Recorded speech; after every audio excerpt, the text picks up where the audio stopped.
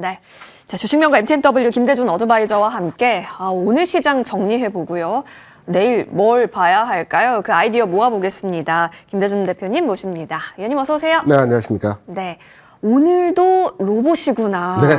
대단하다. 이런 생각을 갖고 있어요. 바이오가 빠지는 속에서도 로봇만큼은 제자리를 참 잘 가고 있는데요. 돌풍은 지속성에 좀 더 무게를 두시는지요?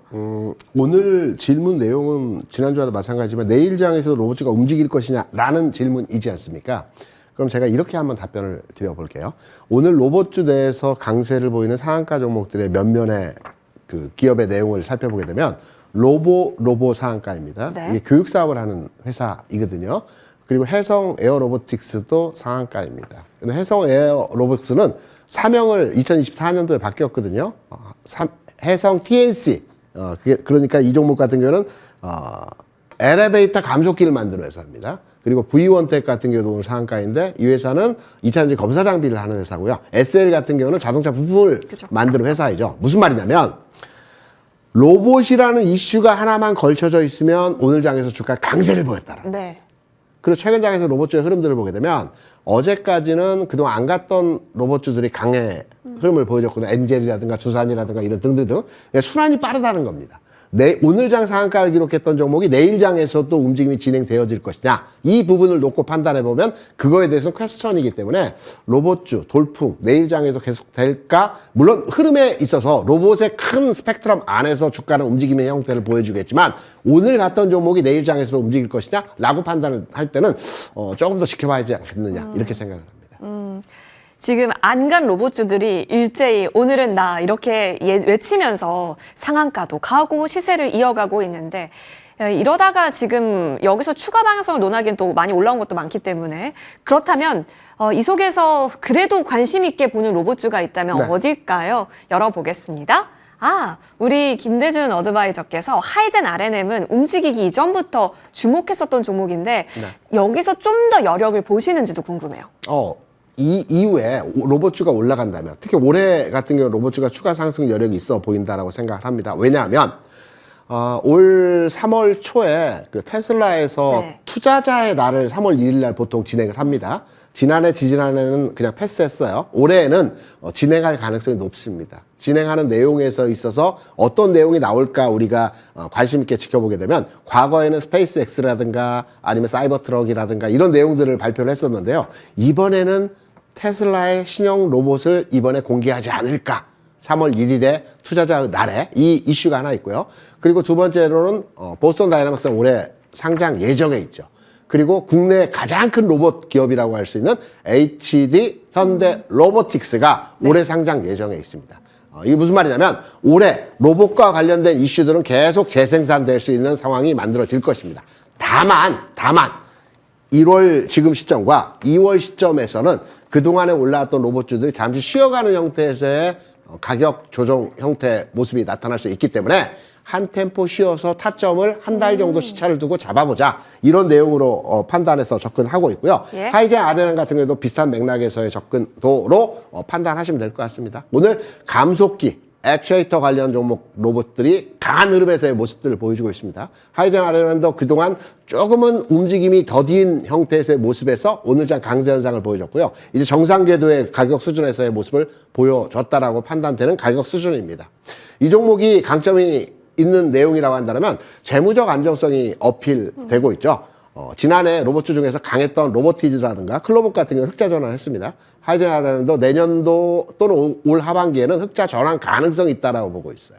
여기에 우주 항공 쪽 이슈도 같이 가지고 있죠. 연료 분사 액추에이터를 또 협업을 통해서 진행한다라고 합니다. 그런 여러 가지 재료를 통해서 해당 종목의 주가 상황을 보게 되면 앞서 제가 말씀드렸죠. 3월 그리고 한 6, 7월 정도에 여러 이벤트가 있는 과정에서 주가가 다시 재상승을 보여준다면 그때 하이젠 RNM이 주가 상승의 원동력의 주축이 되지 않을까 이렇게 생각합니다. 네.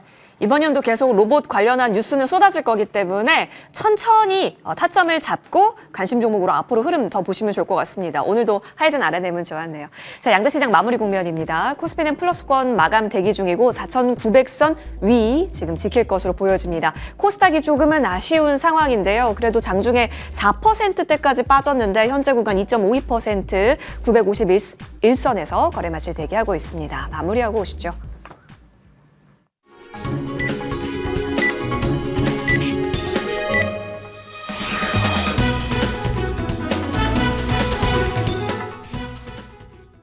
네, 수요일 국내 증시 마감됐습니다. 간밤 미국에서는 미국과 유럽 간의 갈등, 또 지정학적 갈등 등의 이슈가 불거지면서 미증시는 하락했습니다. 오늘 국내 증시 그래도 코스피 지수는 상승으로 마감이 됐는데요. 코스닥과의 뚜렷한 온도차가 동시호가 구간에서도 확인됐습니다. 양 지수, 양 시장의 시가총액 상위 대장주의 분위기가 확연하게 갈렸기 때문인데요. 지수 마감 현황 체크해 보겠습니다. 오늘 코스피 지수는 0.51% 상승하면서 그래도 4,910선을 지키면서 마감된 걸로 확인되고 있습니다. 코스닥 지수가 오늘 크게 밀렸습니다. 로봇 섹터는 여전히 강한 흐름을 유지하고 있지만 바이오텍, 알테오젠 중심으로 해서 크게 실망 매물이 나오면서 오늘 2%가 넘는 급락세 확인됩니다. 951선에서 마무리 지었습니다. 이어서 수급도 체크해 볼 텐데요. 여기서도 마찬가지로 뚜렷하게 온도차가 나타납니다. 거래소에서 외국인과 기관은 모두 다 샀습니다. 3천억 원 이상 담았는데요. 개인들이 1조 원 가까이 파는 모습 확인됩니다. 하지만 코스닥 시장에서는 한번 체크해 보시면요. 코스닥에서는 외국인과 기관 모두 다 메이저 주체들이 팔자세를 나타냈고요. 개인만이 홀로 9천억 원 이상 사들였습니다. 달러원 환율이 오늘 좀 많이 내려갔습니다. 7원 가까이 하락하면서 1,471원까지 약간의 진정세도 확인되는 하루였습니다. 자, 그럼 이어서 시가총액 상위주의 움직임 머니맵으로 훑어보도록 하겠습니다. 반도체 섹터는 여전히 좀 강한 걸까요? AI 투자 사이클은 계속해서 이어질 것이다. 지정학적 갈등에도 불구하고 이러한 시각 속에서 삼성전자는 오늘도 굉장히 잘 버텼습니다. 3% 가까이 강세를 보이면서 마무리됐고요. 다만 SK하이닉스와는 약간 갈림이 있었죠. 그래도 SK하이닉스도 장중에 낙폭을 많이 줄여가면서 0.4% 정도 쉬어가면서 끝났습니다. DB하이텍도 오늘 6%가 넘는 강세를 보여줬습니다. LG전자도 4%가량의 반등이 확인됐습니다. 앞서 말씀드린 것처럼 오늘 제약 바이오 쪽이 크게 밀렸습니다. 삼성 바이오로직스 오늘 실적도 나왔었는데요. 2%가량 쉬어갔고요. 무엇보다 알테오젠이 오늘 이슈의 좀 중심이었는데요. 어제 발표 나왔던 에로와 관련해서 기술 이전 규모와 또 로열티에 대해서 기대치를 하회한다. 이러한 내용들이 나오면서 장 초반부터 크게 밀렸습니다. 계속해서 낙폭을 키워가면서 결국 20%가 넘는 급락세로 마무리 지었고요. 이와 함께 상반기 에로에 대한 기대감, 투심이 같이 꺾였습니다. 리가캠 바이오와 ABL 바이오도 나란히 두 자릿수 급락세 확인됩니다.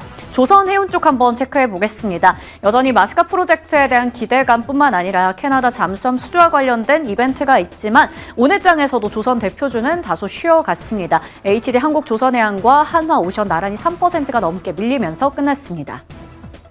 자동차 쪽이 대단합니다. 현대차가 계속해서 올라가고 있죠. 오늘도 15% 가까이 급등하면서 마무리 지었는데요. 시가총액도 계속 늘어나고 있는 상황이고 오늘 KB증권에서 테슬라와 대항할 수 있는 유일한 존재다 이런 이야기를 하면서 목표 주가도 80만 원까지 상향 조정했습니다. 어디까지 더 올라갈 수 있을지 지켜봐야 될 것 같고요. 기아도 함께 5%대 강세, 현대 모비스와 HL 만도도 오늘 나란히 강세가 확인되고 있습니다.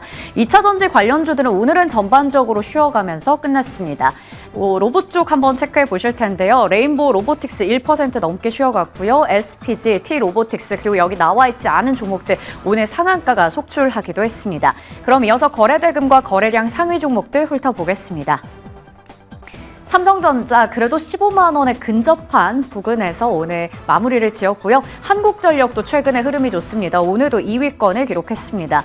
오늘 오전부터 해서 또 알래스카 강관 관련주들이 좀 시세가 나타났었는데요. 하이스틸이 10% 정도의 급등으로 마무리 지었습니다.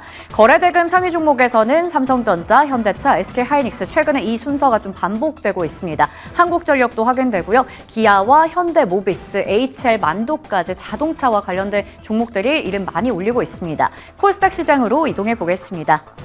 오늘도 로봇과 원전 쪽인 것 같습니다. 휴림 로봇 상한가 기록하면서 1위 유지하고 있고요. 우리기술도 7% 강세, 보성파워텍도 2% 넘게 올랐습니다.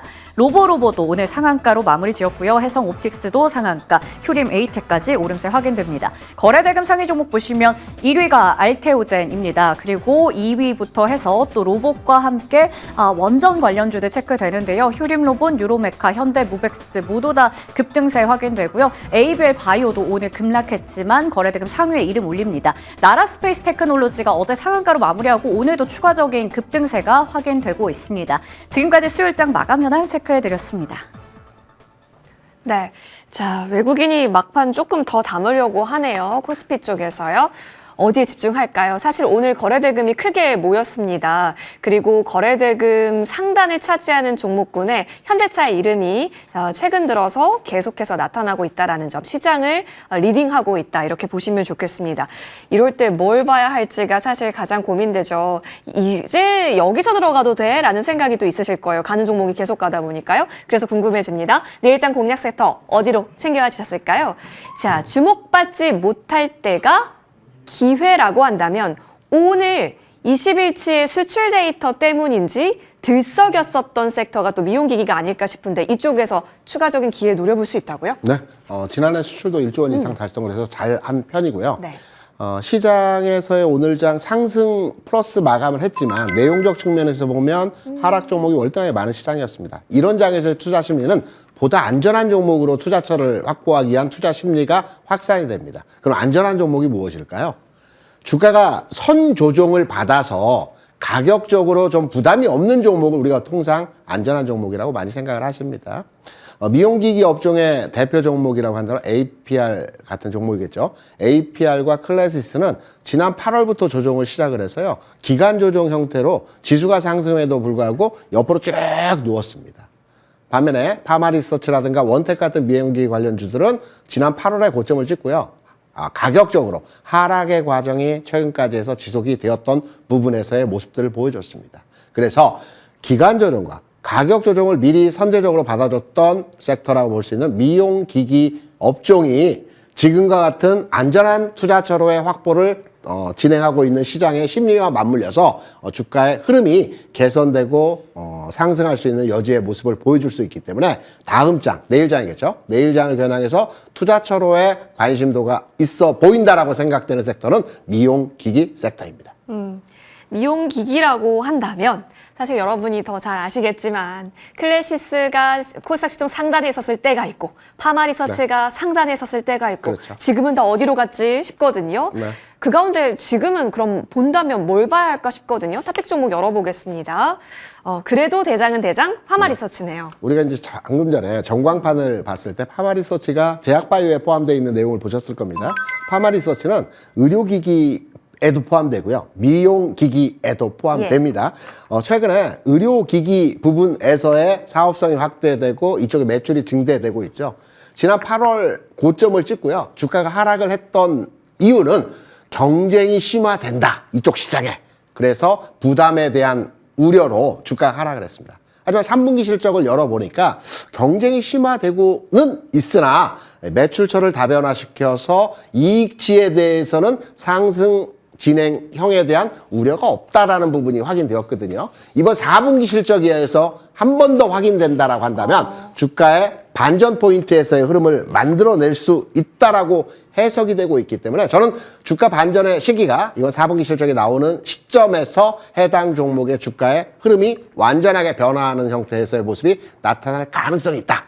그래서 앞서 미용기기 업종에 대한 전반의 흐름을 말씀드린 것처럼 투자처로의 비교적 안전한 형태의 섹터가 미용기기이고 미용기기 내에서도 가격적인 부담과 흐름적 측면에서 현 시점 우리가 노려볼 수 있는 종목이라고 한다면 저는 실적 개선 현상이 유지되고 있고 전체적으로 외형 확대 흐름으로 진행되고 있는 파마 리서치에 대해서 현 시점 관심도를 가져가야 된다라고 생각을 하고 있고요. 목표가는 좀 짧게 일단 1차적으로 잡아보겠습니다. 목표 가격은 지금 현재 주가가 43만 원 위아래 구간에서 왔다 갔다 하고 있거든요. 최근 반등 이후에 조정받았습니다. 그래서 바로 앞에 고점부라고 판단되는 48만 원 수준까지의 1차 목표 가격으로 한번 판단해 보시면 될 것 같고요. 조정은 최근 내에서의 저점을 찍었던 하단부이죠. 40만 원 수준을 판단해서 접근해 보신다면 비교적 안전한 수준에서의 투자처라고 판단되고 있는 파마 리서치에 대해서 내일 시장 한번 관심을 가져보시기 바랍니다.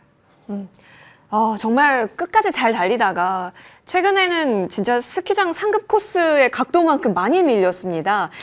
인데 이제부터는 다시 한번 실적 대기 구간에서 48만 원 라인대까지 노려볼 수 있지 않은가 자리 주셨거든요. 보시면 좋겠고요. 이어서 저희 추가 전략 받겠습니다. 아까 전에 로봇 얘기했을 때도 언급 주셨던 종목인데요. SL입니다. 오늘 상한가 움직임입니다. 너무 대단한 것 같은데 김대중 대표님, 이제 SL이 여기도 보스턴 다이내믹스가 있지, 여기도 현대차와 관련성이 있지, 점수를 주면서 시세 확장 의 초입이다라고까지 저희가 지금 해석해봐도 괜찮은지 궁금해요. 제가 지난 1월 6일에 여러분께 말씀드리면서 SL이 기존 사업 자동차 부품에서 로봇으로 확장되어 가고 있다라는 측면에서 말씀드렸습니다.